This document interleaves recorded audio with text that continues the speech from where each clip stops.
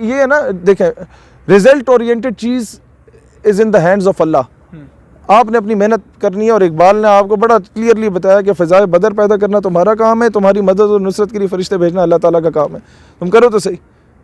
हमने इस्लामाबाद लॉकडाउन किया ना, ये 2 महीने पहले किया, सरीना होटल बंद हो गया, अंदर इमरान खान खिताब कर रहा था, हम बाहर बैठे, क्या हुआ, शेलिंग हुई 2-1 घंटे, उसके बाद क्या हुआ, वज़ीर खुद चल के आए, माजरत उन लोगों ने खुद की, क्यों कि आपकी नीयत साफ थी, अल्लाह ताला ने आपको सुरखरू करना था। सफीर तो उन्होंने अभी तक बाहर नहीं भेजा। हमारे इख्तियार में क्या था, एहतजाज करना, हम क्या बिल्डिंग को निशाना बनाते। अच्छा, सफीर से याद है कि अभी TLP का लाए अमल आपको पता है कि उन्होंने 17 तारीख की हुकूमत को डेडलाइन भी दी है। अब 17 तारीख के ऊपर वो फिर इसको इस्लामाबाद को सील करेंगे। अगर वो आते हैं या कोई भी आता है, क्योंकि कॉज हजूर इस्लाम की, नामूस रिसालत सल्लल्लाहु अलैहि वसल्लम की है, तो जो भी निकलेगा हम उसके साथ खड़े होंगे, उसके कदम में बैठने को तैयार होंगे। तो आप क्या समझते हैं कि अगर TLP इस बार आती है और अगर मिसाल के तौर पर हुकूमत सफीर को वापस नहीं भेजती तो क्या हालात उस वक्त देखे जाएंगे ना हालात। अभी नजूमी तो मैं हूँ नहीं कि वो क्या करेंगे। फिर भी कोई अंदाजे के मुताबिक क्या स्ट्रेट फॉरवर्ड रहें और रुके रहें। हाँ, तो क्या समझते हैं इस बार मादा दोबारा तो नहीं, ऐसा तो नहीं अगर अदालत देखें, उनका काम है मेहनत करना और मैदान में आना।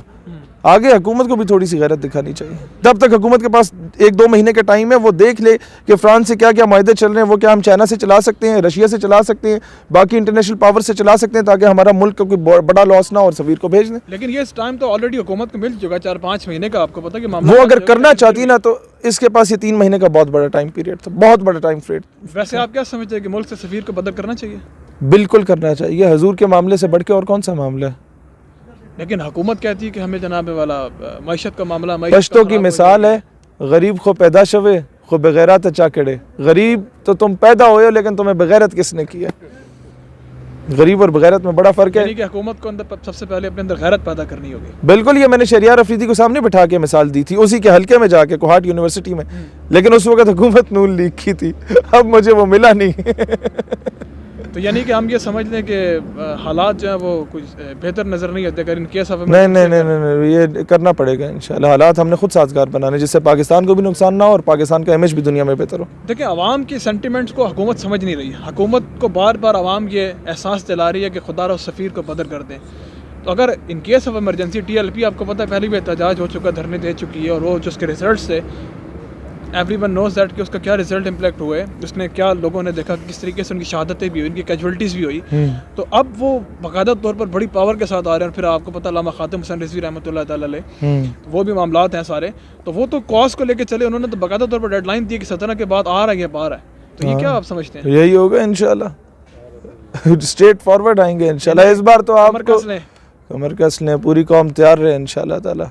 या गिरफ्तारी है, क्या हो गया यार, गिरफ्तार कर लेंगे, गोलियां तो उन्होंने चलानी कोई नहीं। हुकूमत को ये एहसास और गैरत दिलाया ना कि आपके इस तरह के आपके मुल्क को यार कितनी बंदे दे पुत्र होंदे तो अजे तक कर चुका होंदे है ना, जो गैरत नहीं है और कोई मसला नहीं है। तो इसका कोई हल नहीं फिर इसके अलावा? और आप अगर अभी स्टैंड नहीं लेंगे तो फिर रोते रहें सारी ज़िंदगी। इमाम मालिक ने कहा था अगर कोई गुस्ताखी होती है तो उसे मर जाना चाहिए। सवाल हुआ ना उसे मारा तो फिर कहते फिर उम्मत को मर जाना चाहिए। उम्मत इतनी बेगैरत होगी कि वो स्टैंड ही नहीं ले पाई, है ना। फिर कहता है बच्चे 2 ही अच्छे।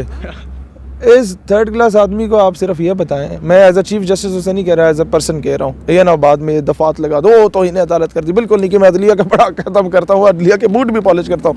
मसला ये है कि भाईजान आपका India military point of view से आपके बराबर है। हाँ, ईमानी जज्बे को देखा जाए तो आपका उससे 1000 गुना बेहतर है, क्योंकि आप अल्लाह अकबर के पीछे लड़ते हैं और फिर अपनी जान का नजराना देते हैं और उससे दरेक भी नहीं करते किसी कुर्बानी से।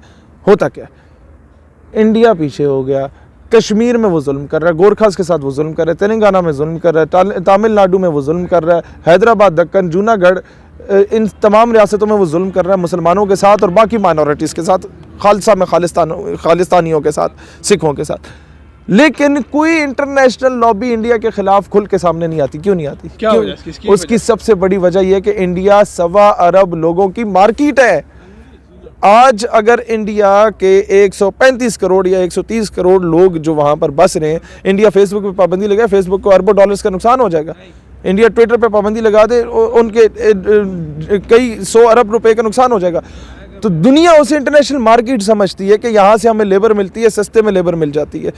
तो इसी तरीके से आप चाइना की एग्जांपल लें, तो यानी कि उन्हें उनकी पॉपुलेशन को फ़ायदा हुआ। चाइना में क्या होता है कि चाइना ने कॉटेज इंडस्ट्रीज़ बनाई हैं, छोटी छोटी इंडस्ट्रीज़ हर घर में, सुई बनाने वाली इंडस्ट्रीज़, धागा बनाने वाली इंडस्ट्री, कपड़े सीने वाली इंडस्ट्री। अब होता क्या है वहाँ पर जो चाइना काम कर रहा है कि उसने अगर एक घर में 5 बच्चियाँ हैं ना माँ बाप की, और हर बच्चे को वो पर हेड ये कहे कि जनाब आप लोगों ने इंटरप्ट यू कि चाइना पर भी तो पाबंदी है, वहाँ पे भी 2 बच्चों से ज़्यादा पैदाइश के लिए उसके बाद अभी जाके आबादी में तो देखे ना 1.5 अरब आबादी हो चुकी है चाइना की, और पाकिस्तान से कितना अरसे बाद बना? 2 साल के बाद। यानी कि पाकिस्तान और उसकी जो एज है वो एक ही है। लेकिन आप सिर्फ ये देखें कि चाइना में अगर घर में 5 बच्चियाँ हैं और वो डेली बेसिस पे, उस गवर्नमेंट का क्या काम है, उन्हें सिलाई मशीन लेके दे दें, डेली बेसिस पे वो लोग अगर 2 सूट भी सीते हैं ना, और 700 वो जो यहाँ पर रेट चल रहा है 600 रुपये मर्दाना, 800 रुपये जनाना सूट, तो उसमें क्या होता है 700 रुपये का अगर आपकी एवरेज बनती है ना, तो क्या होता है कि दिन का वो लोग कितना कमाते हैं? 7,000 रुपये, 5 बच्चे, 2 सूट भी सिए, महीने का कितना हो गया? मल्टीप्लाई बाई 30, 2,10,000 रुपये। और वो जो कपड़ा है वो अगर आपकी आवाम नहीं भी खरीदती ना तो रियासत खरीदती है, फिर वो सी पैक का रूट लगता है, पाकिस्तान के पास आएगा। खरीदना है, नहीं खरीदना, अजरबैजान नहीं, उज़्बेकिस्तान नहीं, ताजिकिस्तान नहीं, किर्गिस्तान, कज़ाकिस्तान। लिहाजा उन लोगों ने अपनी ओवर पॉपुलेशन को भी उस अपना एक टूल बनाया अपनी कामयाबी का। हमारे यहाँ पर जो ढगे हम पे मुसल्लत हो चुके हैं, ये इसको जब इनसे कुछ कंट्रोल नहीं होता तो कहते हैं पॉपुलेशन कंट्रोल कर लो, बंदे को कंट्रोल कर लो। फिर एक और एग्जांपल, यहाँ दोस्त भी इंतज़ार करें, मुझे सिर्फ 2 मिनट मुझे चाहिए। दूसरी एग्जांपल, जो हमारे साथ चाइल्ड लेबर के नाम पे मजाक किया गया।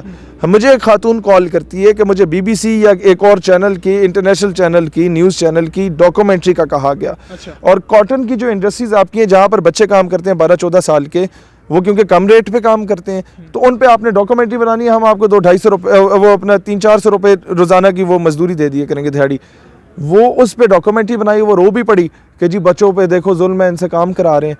अब हुआ क्या, उस डॉक्यूमेंट्री के बाद पाकिस्तान पे प्रेशर इम्पोज हुआ और आपकी सारी इंडस्ट्री का बट्ठा बैठ गया और आपकी इंपोर्ट एक्सपोर्ट रुक गई, पाकिस्तान की मईशत तबाह। अब बंदा उन NGOs वालों से पूछे कि भाई उल्लू के पठो, तुम जिन बच्चों को तुमने रोज़गार ख़त्म किया है, ठीक है, अगर तुम चाहते हो कि बच्चे नौकरी ना करें, मजदूरी ना करें, तो क्या जितना वो कमा रहे हैं 10-12 हज़ार महीने का, वो क्या ये NGOs उनके घर में दे रही हैं? नहीं दे रही। इन्होंने उनका रोजगार भी बंद किया, पाकिस्तान की इंडस्ट्री भी बंद की। हुकूमत इसके खिलाफ कोई एक्शन क्यों नहीं लेती? एक्शन किया, हुकूमत इसमें इन्वॉल्व थी। वो तो अपने आप को बचाने के लिए वो इंटरनेशनल कम्युनिटी में खुद को डिफेंड नहीं कर पाए। और ये प्रीवियस गवर्नमेंट की बात कर रहा हूँ, इस गवर्नमेंट में तो वो चल ही नहीं रहा सिलसिला। अच्छा, प्रीवियस गवर्नमेंट में ऐसा हुआ है? सर ये सारे इंटरनेशनल प्रेशर में आ जाते हैं, ये ऐसे घुघू हैं कि इनमें से कोई भी पाकिस्तान को सही मायनों में डिफेंड कर ही नहीं पा रहा। तो सर अगर यही क़यादत रही तो फिर अस्तगफिरुल्लाह, हालात तो मज़ीद ख़राब से ख़राब। ये तो आप लोग तैयारी कर रहे हैं, नौजवान इधर खड़े हुए हैं, मूंछों को ताव दे रहे हैं, इनको मेन स्ट्रीम में आना चाहिए। ये मेहनत करें मेन स्ट्रीम। देखिए जब एक आम आदमी आता है ना मेन स्ट्रीम में, उसको एक गरीब का पता भी होता है कि दिहाड़ीदार मजदूर का क्या मसला है, दुकानदार का क्या मसला है, थड़े वाले का क्या मसला है, एक आम आदमी जो भट्टे पे काम करता है उसका क्या मसला है। जब जद्दी पुश्ती नवाबों, मलकों और इनकी औलादें आएंगी तो इन्हें तो नहीं पता होगा दिहाड़ीदार का क्या मसला है। तो इसका मसला समझाने के लिए फिर ऐसा कोई लीडर उठकर आया, ऐसा कोई लीडर क्या, आप लोग खुद लीडर बने ना, कोई चीन से उठ के तो नहीं आएगा भाईजान, तुसी उठो। नहीं, आप इस सिस्टम के अंदर कैसे आने देंगे जब सिस्टम जब पूरी तरीके से 2 चीजें हैं सिस्टम को चेंज करने के, 2 तरीके। एक इनकलाब जो ईरान और अफगानिस्तान में आया, वो पाकिस्तान में इसलिए नहीं आ सकता क्योंकि यहाँ पर लोग मुख्तलिफ मकातब फ़िक्र के, मुख्तलिफ ज़बानों के, मुख्तलिफ रंग नस्ब के, मुख्तलिफ कौम, खितों, कबीलों के। यहाँ पर वो खूनी इनकलाब नहीं आ सकते, यहाँ खून खराबाई होगा। यहाँ दूसरा इनकलाब ये जो हिटलर साहब फरमाते थे, if you want to change the system get into it, reach to the top and then you could be able to change the entire system. System च घुसो, उत्ते पहुँचो, देन तुसी चेंज कर सकते हो। और सिस्टम में घुसने के लिए आपकी हर पॉलिटिकल पार्टी में स्ट्रॉन्ग लॉबी होनी चाहिए, और जगहों पे भी होनी चाहिए, वो मैं मीडिया में बता नहीं सकता, लेकिन लॉबी स्ट्रॉन्ग होनी चाहिए। जब तक सिस्टम में आप स्ट्रॉन्ग नहीं है, आप करारदादें मंजूर नहीं होंगी, कानून साजी नहीं होगी, आपका मुल्क वहीं का वहीं यही होगा। हम लोग 6 महीने बाद धरने देंगे, नारे लगाएंगे, फिर वापस चले जाएंगे। सर लेकिन मसला ये ना कि यहाँ तो अलमिया मारूसी सियासत का है, आप देखने की और सर नहीं, उसकी वजह क्या है? आप PhD की डिग्री करके बाद, PhD की डिग्री करने के बाद अंडर मैट्रिक नवाब के गिटों में क्यों बैठते हैं? ये कौम का मसला है। अलमिया यही है ना कि मौरूसी सियासत का मामला। तुसी क्यों नवाबा दे हुके भर दे हो, ना भरा करो। इंज ही है ना, इसके लिए फिर आपको साढ़े इलाके तो मसला कौम को हम करना पड़ेगा, कौम को उन्हें समझाना होगा कि Exactly. घर आपके अपने घर से खाना खाते हैं, एमएनए के घर से नहीं खाते, उसके आगे क्यों झुक रहे हो? उसको पकड़ो ना, उसे बोलो हमने तुम्हें वोट दिया है, ये हटो बच्चों, तुम्हारे आगे जो है गाड़ियां आगे पीछे ये हमने दिलवाई हैं। हाँ जी आपने दिलवाई हैं। अच्छा सड़क ना बनाओ, कौम की बेटी आफिस सिद्दीकी को वापस लो, हमारा नलका पक्का ना करो, कोई मसला नहीं है, कौम के जो कर्जे हैं वो उतरवा दो। अच्छा जी हमारी वो गली पक्की नहीं होती, ठीक है ना हो, आप एक काम कर दें कि आज के बाद अमेरिका के कहने पे कोई फैसला ना करें, इंटरनेशनल प्रेशर में ना आए, खुददारी के साथ जिए, हमें और कुछ नहीं चाहिए। सर, ये तो तकरीबन हर बंदा ही कहता है, हर इंसान नहीं कहता ना, जब लेकिन एमएनए आपके घर आते हैं ना 2 गार्ड लेके और बड़ी गाड़ी पे, तो आप बच्चे की नौकरी मांगते हैं, कुर्बानी दे ना, कुर्बानी दे। हम लोग आपके पास एक शरीफ और नफ्स आदमी आए ना बाइक के पीछे बैठ के वोट मांगने, आप कहेंगे देखो की रखा है, तो दूसरा जो चोर डकैत दुनिया जहाँ का लुच्चा लफंगा है लेकिन उसके साथ 4-5 गार्ड फिर रहे हो, आप उसके गिटर में बैठेंगे, ओ जी थोड़ी बड़ी तो मेंटालिटी यही है ना, ज़हनी गुलाम है मेंटालिटी का और अंग्रेजों, ये हमने मिलके चेंज करना है, इस पे अपना रोल प्ले करें। और ये होगा, कोई आसमान से नहीं उतरे ये तमाम मोहम्मद बिन कासिम, टीपू सुल्तान, सलाउद्दीन अय्यूबी, नूरुद्दीन ज़िंदगी, ये आम आवाम से ही ऊपर उठे हैं, सिर्फ दिल में वो तड़प थी और पूरे सिस्टम को उन लोगों ने चेंज किया, अदल व इंसाफ का निज़ाम कायम किया दुनिया। लेकिन यहाँ तो असल में अलमिया ये आपको पता है, जो हक की आवाज़ उठाया वो मिसिंग पर्सन में चला जाता है। तो भाईजान उधर किस तरह मसला से है, लोग आगे या तो कम ना करो, करना है तो सही तरह करो।